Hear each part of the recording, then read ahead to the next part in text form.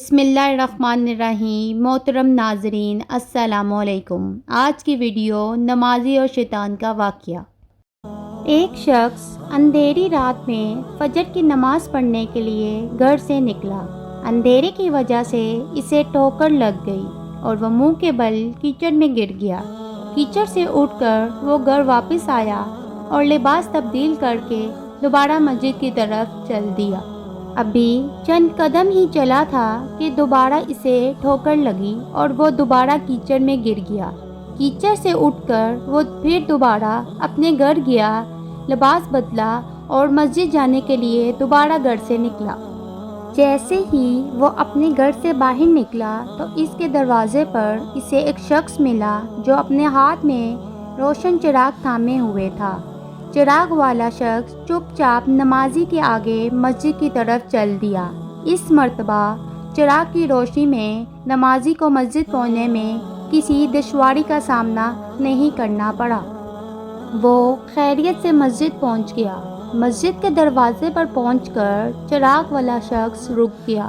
نمازی اسے چھوڑ کر مسجد داخل ہو گیا اور نماز ادا کرنے لگا۔ نماز سے فارغ ہو کر وہ مسجد کے باہر آیا تو وہ چراغ والا شخص اس کا انتظار کر رہا تھا تاکہ اس نمازی کو چراغ کی روشنی میں گھر چھوڑ آئے۔ جب نمازی گھر پہنچ گیا تو نمازی نے اجنبی شخص سے پوچھا، آپ کون ہیں؟ اجنبی بولا، سچ بتاؤں تو میں ابلیس ہوں۔ نمازی کی تو حیرت کی انتہا نہ رہی۔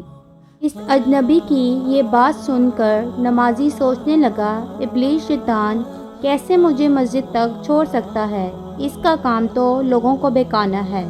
تو اس شخص نے بڑی حیرت کے ساتھ ابلیس سے پوچھا، تجھے تو میری نماز رہ جانے پر خوش ہونا چاہیے تھا، مگر تم تو چراغ کی روشنی میں مجھے مسجد تک چھوڑنے آئے۔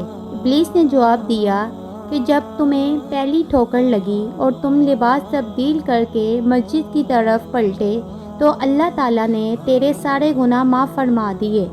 جب تمہیں دوسری ٹھوکر لگی تو اللہ تعالیٰ نے تمہارے پورے خاندان کو بخش دیا، جس پر مجھے فکر ہوئی کہ اگر اب تمہیں ٹھوکر لگی تو اللہ تعالیٰ کہیں تمہارے اس عمل کی بدولت تمہارے سارے گاؤں کی مغفرت نہ فرما دے۔